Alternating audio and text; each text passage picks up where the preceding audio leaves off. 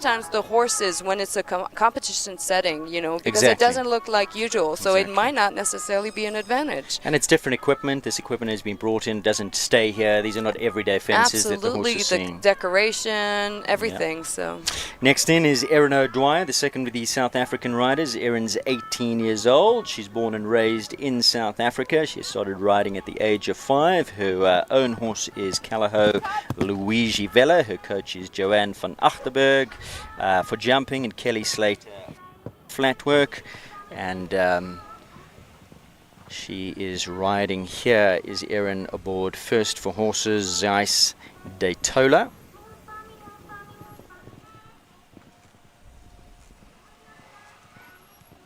Now, it's not over with 4 penalties, because this is the first of 2 qualifiers. Absolutely. It might drop you down the ranking slightly, but there is a second qualifier. That is going to be a competition, so 1 round and a jump-off. And penalties from both of those rounds will count towards the overall classification.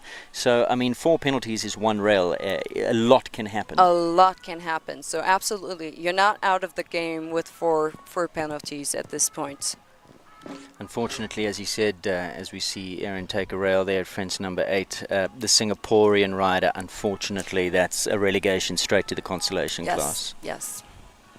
Okay, so an elimination or a retirement as well would be the same thing. We'll put you in the same Not position. finishing the course basically is straight to the farewell. All right. All right, so Erin finishes her round on a score of 4 in 66.02, and still leading this competition as we take a look at the replay of fence number 8 that came down for Erin. Here we take a look, and possibly just a little bit tight there on takeoff, having it with the front legs, a little bit snug for space in front of that skinny oxer. Takes that front rail down, but as we said, it's not over.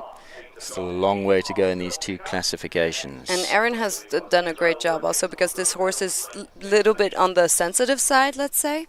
But a lot of heart, you can tell. It's a really nice horse. And so just getting to know and trying to keep the horse, you know, the trust. The trust is very important, and Erin has been doing a great job there. Next to go is the grey. This is Rivervale's Rebels Destiny, and Israel Lopez is the rider. He is 49 years old. He was born and raised and still lives in Puerto Rico. Started riding at the age of 9. His languages are Spanish and English. And apart from riding, he enjoys boating. Now, he would be one of the older riders in Correct. In this competition. Now, if a rider has ridden in the finals before, do they get a second crack at it? Are they allowed to come back if they finish the following year? They're allowed. Up in the I can already tell you, because Georgia Yoromazo from the Dominican Republic, this is her 3rd final. Oh, wow. But what's interesting, it's always been in a different place of the world. So we've traveled the world together a little bit.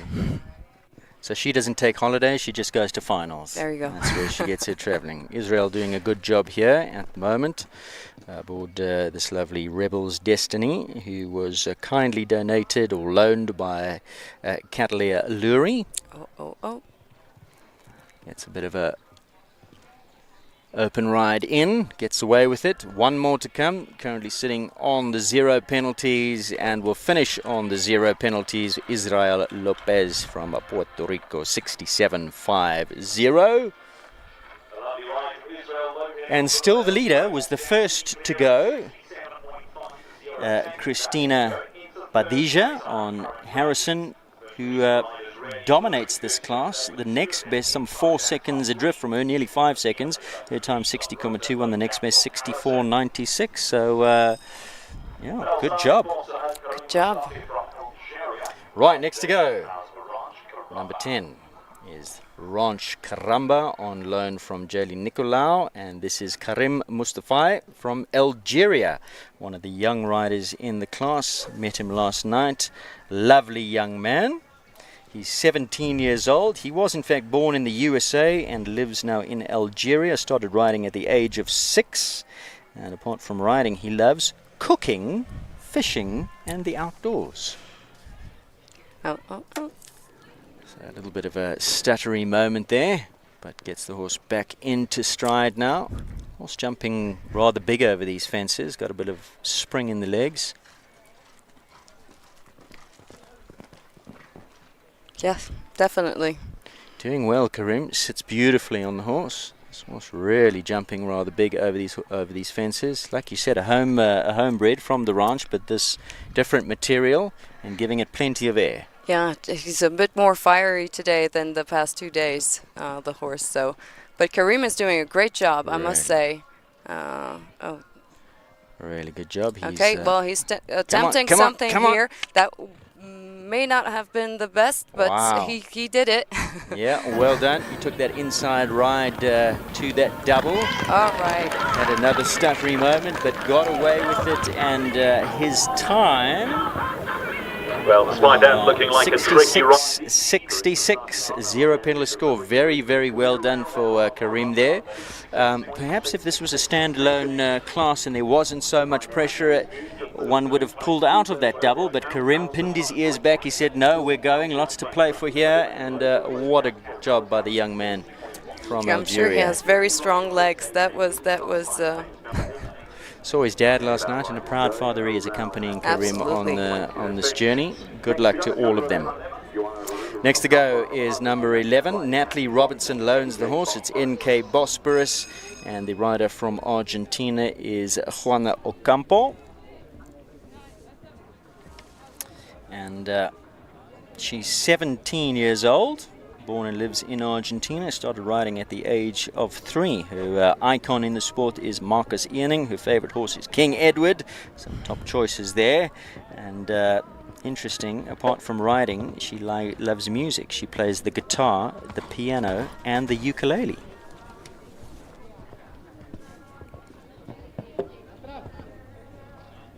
Now, we haven't spoken about what's on offer as the winner of this competition. Huge bragging rights. It's not a cash incentive. It's really something nice to go on your CV. Do we know of any riders who have won this competition, who have gone on to big things or partnered up with big stables, who have used this as a get-in, a foot in the door?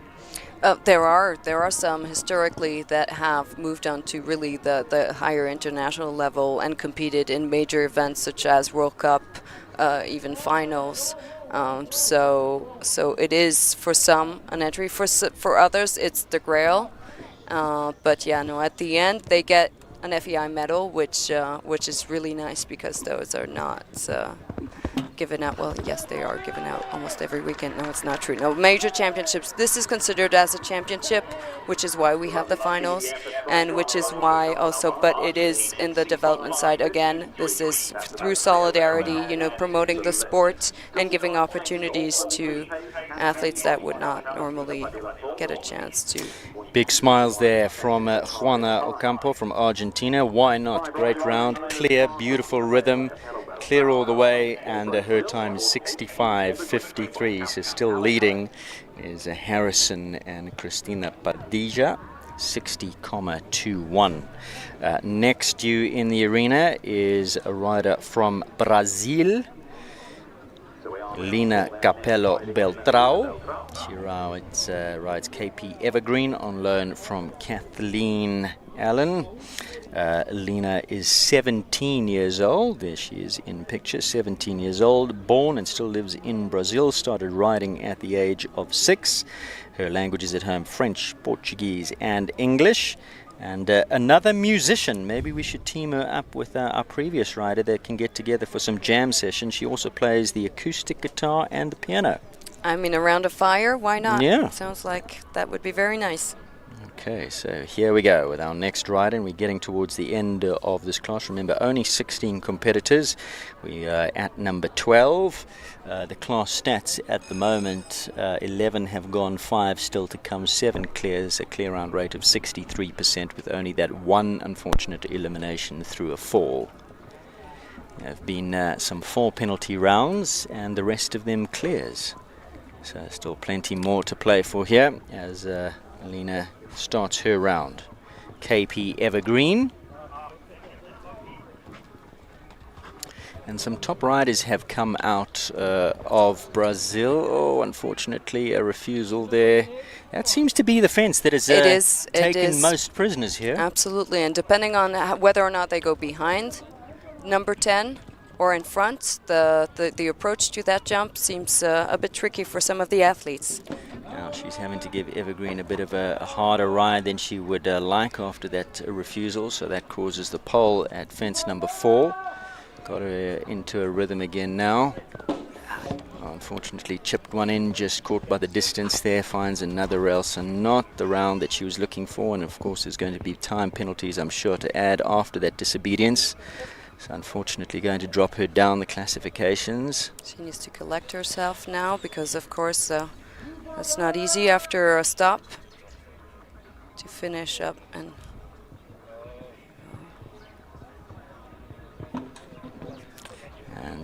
a further rail there. Currently sitting with the disobedience on 16 penalties. Finishes her round, which is going to count for a lot. 77.63, time allowed 84. So despite that disobedience, she picked up the pace. She got back to fence number 3 pretty quickly. So no time penalties to add, but not the round that she was looking for, and unfortunately going to drop her well down the overall standings. Let's take a look at this refusal. So yeah, that inside line, a bit of a busy fence with that panel underneath. Horse had a real look at that. Don't know if the horse was locked on and then having to ride a little bit harder than she would like given that disobedience, and then a few more rails coming down, unfortunately for the Brazilian rider. Finishes on a score of 16, not what she was looking for. No, and well, I mean, anything's possible, but this is going to be a little bit harder to get back from. Next to go is number 13, Kondos, Give Me a Break. It's the Zimbabwean rider, Nicholas Nicole, and this horse on loan from Kath McFarlane. Now, when we talk about developing countries, how does that work? So who is not allowed to compete here? I know North America, Europe. Correct, because opportunities to compete internationally are much greater. So there.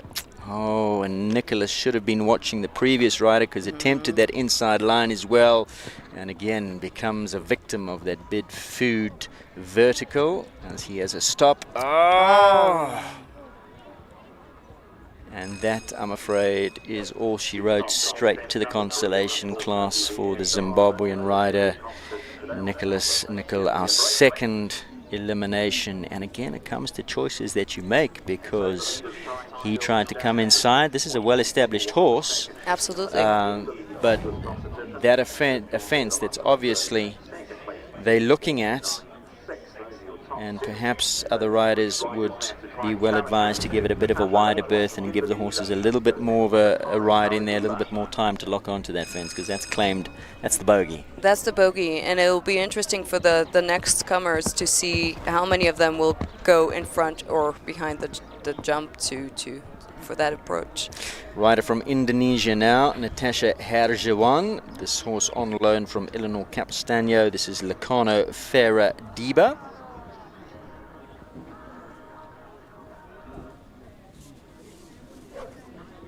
I'm going to pick up on the conversation that we're talking about developing countries. Yes, and who's allowed. So basically, as I was saying, this competition is meant primarily for amateur riders. And so any rider that competes throughout the season in regularly in competitions, CSI events, so international events at heights of 135 or higher, are no longer eligible.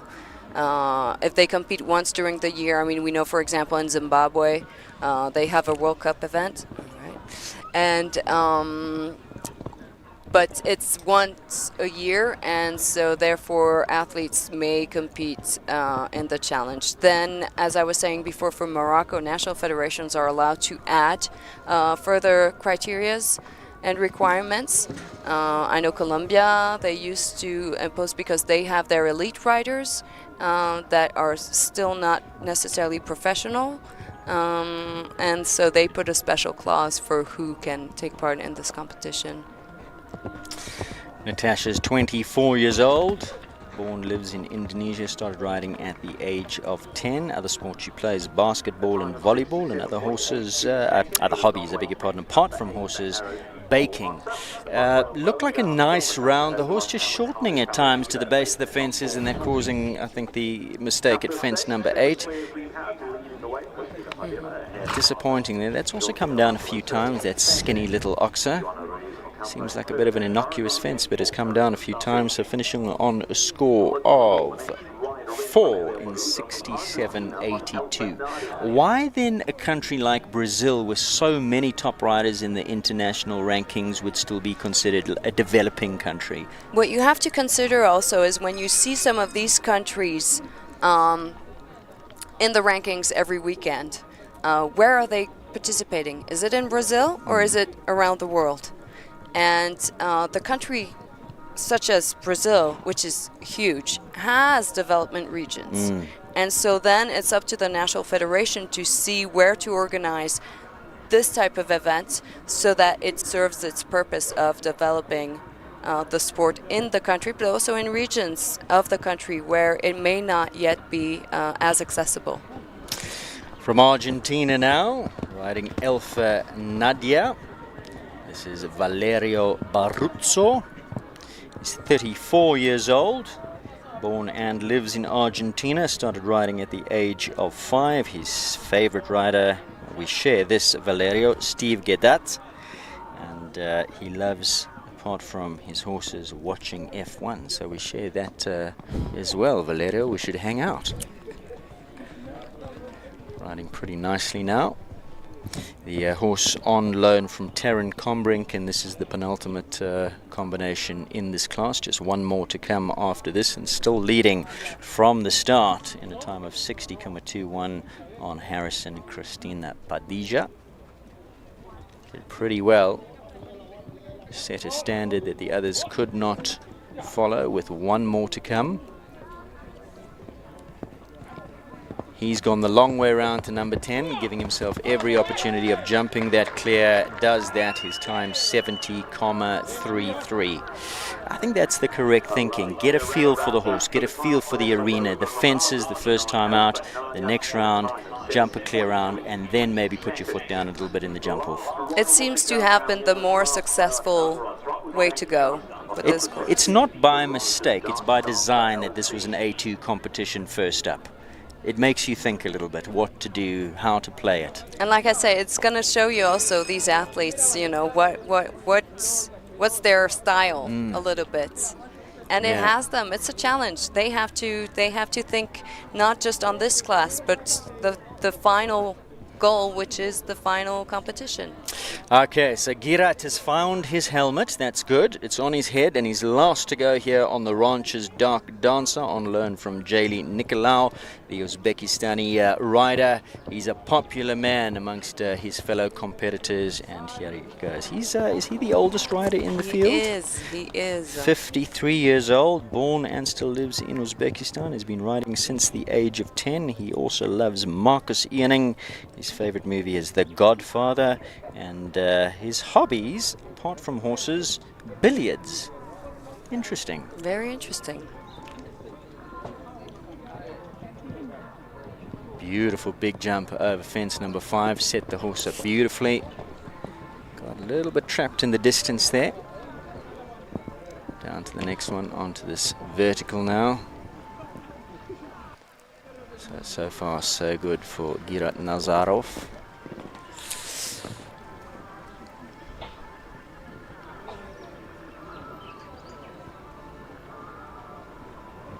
Wait for it.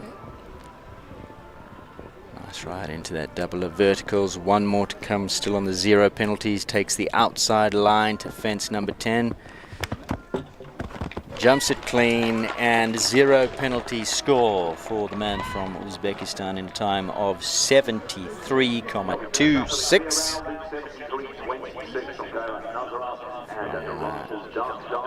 Girat Nazarov, and that's all of them in this first round. So, to sum it up, lots of clears. The rider who went first, Christina Padilla gets the fastest time, so she'll top the overall standings classifications at this time, and she'll be last to go in the second round.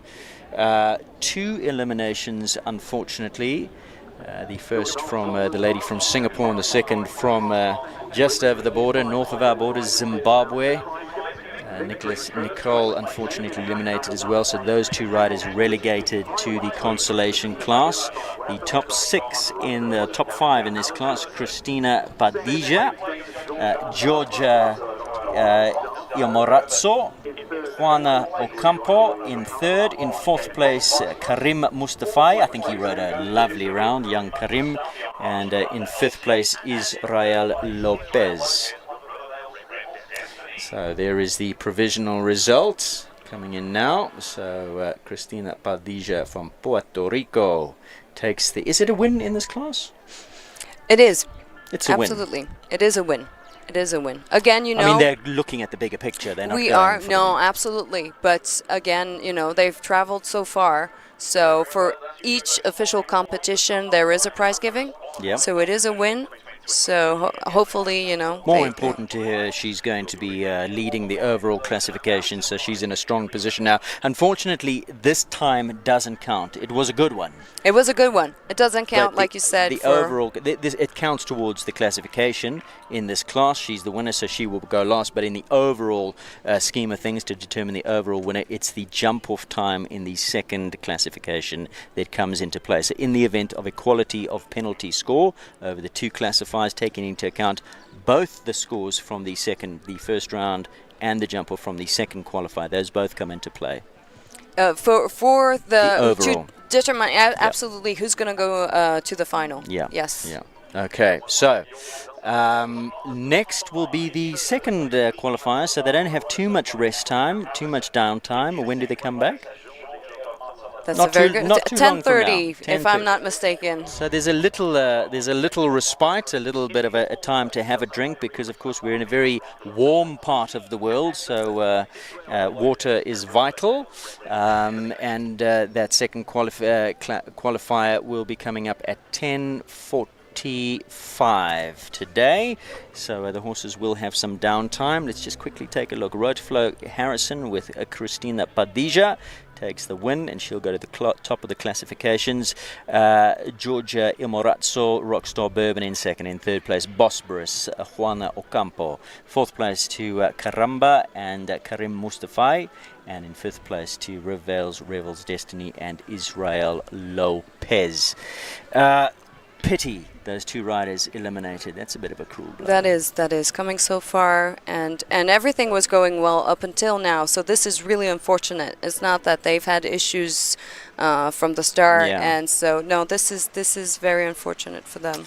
And both at the same fence, eliminated. Absolutely. But like you said, that fence was the buggy. I mean, that there was something, whether it was the plank in the middle or but yeah, it has but again, it comes down to choices that you make, because it seems like they both got caught off of an inside turn there, so your competitive spirit getting one step ahead of you again, the choices that you make. Although, listen, our winning rider in this had obviously the fastest time by quite some margin, but she did ride a very nicely rhythmical forward round. Absolutely. It was very fluid, and but yeah. If I may, just one comment, because when we got cut off, we were talking about the officials that are present here, that we have almost one official for one athlete. Yes. No, but I wanted to point out the fact that, the officials are from the region, which was also very important, because opportunities for officials, and again, speaking about the development and what we always engaged for. FEI Solidarity has many different programs. The challenges are the sport, the competition aspect to our efforts to develop the sport, but we also have various education programs for human resources, and that includes national officials, grooms, coaches, to help really build the sport from the bottom up with all the human resources that are necessary to be able to do so. It's a wonderful event. It's a wonderful initiative. When does bidding start for the next one? I mean, do we know where the next final will be? Unfortunately, we do not. So if any country is interested in finding out more about what is required to organize this event, we are looking at organizing the 2025 final in Senegal, because Senegal will be hosting the Youth Olympic Games in 2026. So this is a good sort of test event. Yes. Because it is on board horses, the stakes are not as high. But for them to also get organized, that's the aim. So 2025 we should have an organizer, but for next year in 2024 we do not have a bidder yet. And you were saying that some of these are qualifiers for the Youth Equestrian Games. Is this particular event one of those, or how does that work? It's always, so we organize like World Cup qualifiers. Okay. There are specific events because the requirements for these events. It's going to be competition 3 of the season preceding the games that will count as a qualifier. So the course will have specific requirements in terms of challenges, difficulties, the heights. It remains the challenge, but with a few little twists to make it more competitive for the qualification process. And then national federations that wish to qualify may organize the challenge series as they would normally do, or just a qualifier. Okay.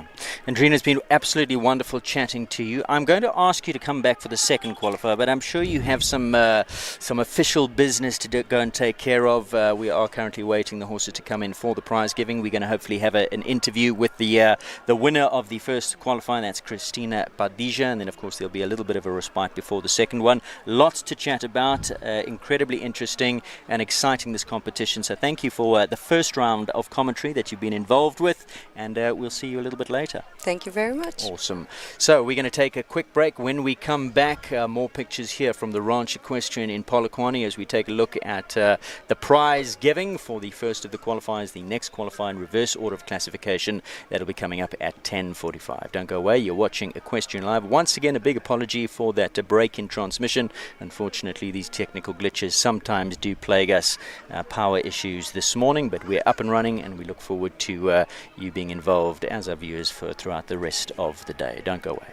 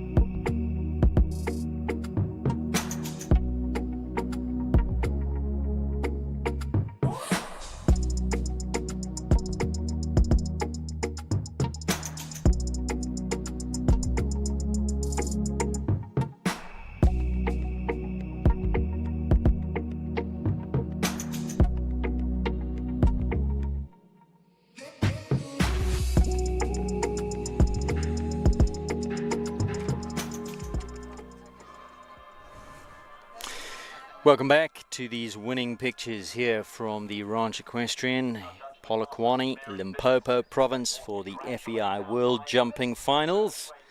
And in the arena now are currently the top 5 riders from the first classification. The win going to Christina Padija, riding Rotoflow Capital Harrison. And what a wonderful ride it was. Unfortunately, right in the middle of our break in transmission due to technical issues, power issues, unfortunately. So we missed the round. We missed it live, but I can tell you it was a wonderful round. She went out and gave us a very quick time, 60,21. The very next best, 64.96. Absolutely dominated this class. Rotoflow Harrison, he's a big boy. He's got a big step. She used that to good effect. And rode an absolutely beautiful round. So a match made in heaven there between Christina and Rotoflow Capital Harrison. The next best was Georgia Imorazzo, Rockstar Bourbon.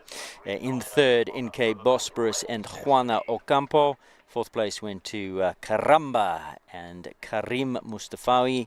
Rode a wonderful round, did Karim. He got a little bit trapped. He was the only rider that came just around number 1, took the inside line. Didn't give him much of a space into that double of verticals. The horse swerved. He got his leg on and made the horse jump up into the distance. Pushed him through on that 2-stride distance to the second of the verticals. Got away with it. So some really good riding there from Karim on a horse that doesn't look like the easiest horse in the draw. So the young Karim riding a wonderful round there to get himself into that top 6. So once again, Cristina Padilla, Puerto Rico; Georgia Imorazzo, Dominican Republic; Juana Ocampo, Argentina; Karim Mustafawi, Algeria; Israel Lopez, Puerto Rico; and Matias Casal, Bolivia. There is Matias in picture now, and leading us off on a wonderful lap of honor. Big congratulations. She goes. She won't be thinking about the win in this class. It's a nice to have, but far more importantly are the classification. So she will start in reverse order of classification. All the riders will go in the second of the qualifiers, despite the 2, except for the 2, I believe, eliminations, who are relegated straight away to Saturday's consolation class. Remember, only the top 50% after 2 qualifying classes will go through to the overall final on Saturday, tomorrow being a rest day. Only the top 50% through to that final, the bottom 50% through to the consolation class. So she's given herself a very, very good chance here, but there still is another classification class to come, a qualifying class to come. And remember, top 50% judged on penalties and time in the jump off in the second round, to give yourself the riding starting order, or overall winner, I beg your pardon, in that final.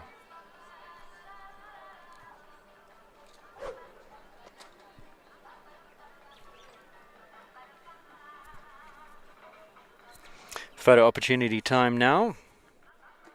There's the owner of the horse, young Janine, who's done a brilliant job with Capital Harrison, a horse that jumps up in the 140s. He's new to the 140 ranks, but young Janine has been doing a wonderful, wonderful job with him.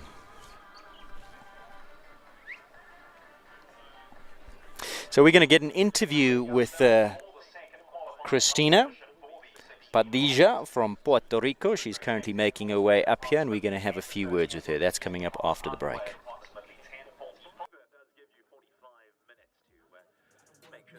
Keep your head down, find what you love and excel, yeah.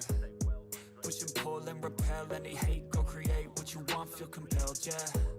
And once you finally get a taste of the race, you'll never look back once you felt that. Don't let somebody take your time and your worth, just focus on yourself first. Don't let somebody take your time and your worth, just focus on yourself first.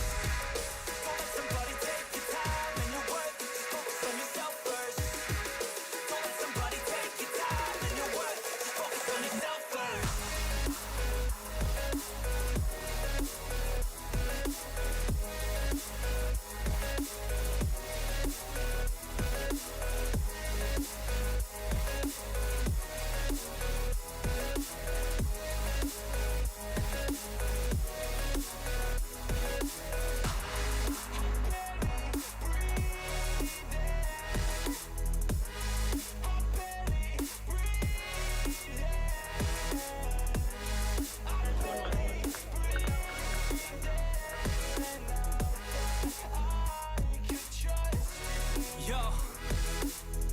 think about others way before myself, yeah. I guess that's why I feel like I go through hell, damn. Wasting time on your dreams instead of mine, yeah. About to turn this franchise around on a dime, man. It's all about finding your right state of mind. It's all about turning the worst into fine. It's all about time and the work and the climb from the... Well, welcome back to Equestrian Live, and with me is the winner of the first of the World Jumping Finals qualifiers, all the way from Puerto Rico. It's Cristina Padilla. And what a round you gave Rotoflow Capital Harrison. Looks like you enjoying this horse? I'm enjoying him a lot. He's a wonderful horse. Very easy to ride with a lot of power. Very nice horse. It was all about rhythmical riding. Very unfortunately, we don't have you around because we were plagued by technical error, so please forgive us for that. We would love to have been playing it back for you right now and for the viewers. It was a wonderful ride, and you dominated that class by a full almost 5 seconds. What was your mindset going into this? Because we were saying in commentary, it's not by accident that this was an A2 competition, because it's going to make the riders think about going for the time to get them up the classification, whereas you run a risk then because it's early days, it's new partnerships. So where was your mind at? I just wanted to do the short turns without running. I don't think I was pushing him to go. I just did tight turns, and he responded really well to that. It puts you in a great position going into the second classification, because it takes the pressure off of you a little bit. And of course, the second qualifier is 2 rounds. First round, you need to go clear. Second round, into the jump off. Then you can start thinking about a little bit of speed.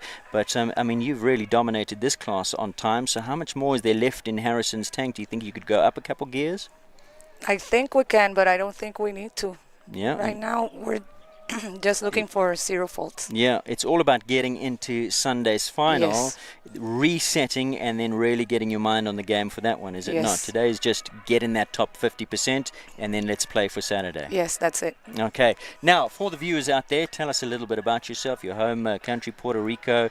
You've come a long way to be here. A little bit about yourself, and then about the experience so far. Well, I've been riding for 30 years. Just recently started doing the top classes back in Puerto Rico. I did some as a young rider, but I don't think I was really good. It's a super long trip. I was super excited to get invited to this competition, and it's been a great experience. It's a wonderful place, and everyone is super nice. It's great. Enjoying South Africa, enjoying the hospitality. Have you been here before, and will you come back? I hadn't been here before. I would love to come back on a vacation and just, well, this is a vacation. It's wonderful. Wonderful having you here. All the very best for the second qualifier. That's up next. You start in pole position. You get to go last. So you get to see what all of the other riders do before you. Of course, it's over 2 rounds. Yes. Is that an advantage? Where do you prefer going? Do you like going first or last? I like going first. Oh, goodness. So this is not going to suit you. Well, it will, because I know what I have to do and how much I have to push the horse or myself. All the very best. You're riding top of your game. It really is a lovely privilege to watch you ride that horse so well. And all the very best for the next one. Thank you. Cristina Padilla there, riding Rotoflow Capital Harrison superbly.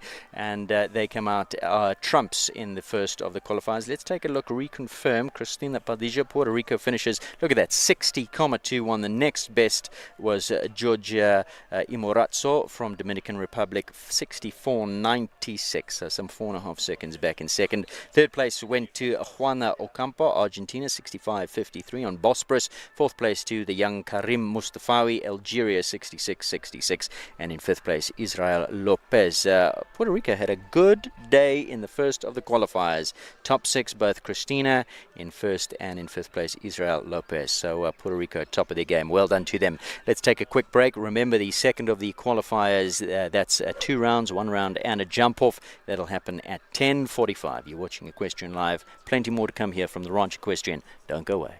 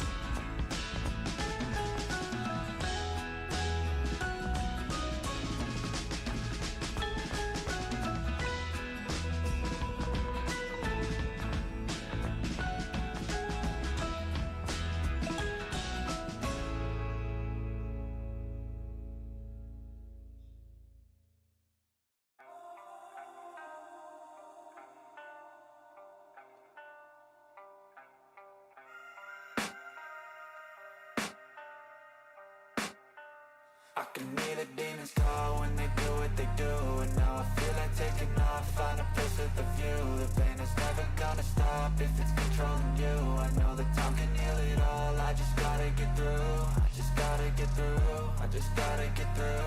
Cause I feel like taking off, find a place with a view. The pain is never gonna stop if it's controlling you. I know that time can heal it all, I just gotta get through. Sometimes I feel like all is lost, but I know it's not true. I wanna put up all my walls cause I'm not in the mood, but then I cut myself off from the rest of the room. I know that time can heal it all if you're patient and soon it can all be worth it, all the searching. Pain is never really permanent, but damn it hurts, man. I could feel all of the turbulence and it's concerning. I've been searching for a purpose, I hope it's worth it.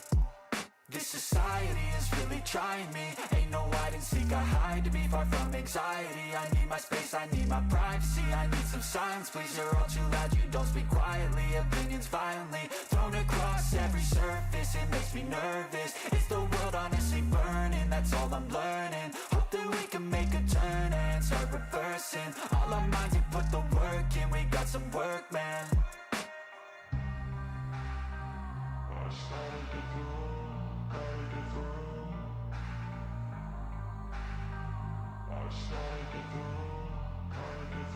I can hear the demons call when they do what they do. And now I feel like taking off, find a place with a view. The pain is never gonna stop if it's controlling you. I know that time can heal it all, I just gotta get through. I just gotta get through, I just gotta get through. Cause I feel like taking off, find a place with a view. The pain is never gonna stop if it's controlling you. I know that time can heal it all, I just gotta get through. I just gotta get through. Gotta get through this, life is a nuisance, tie up some loose ends. I try to be human, find a solution, my evolution. A place like this, it didn't exist, we made it like this. So you can go pick the bad or the good, got a glass halfway. I know, it's easier to hide than just to lay low. Not everyone in life has got a halo. I'm standing in the red inside a payphone, just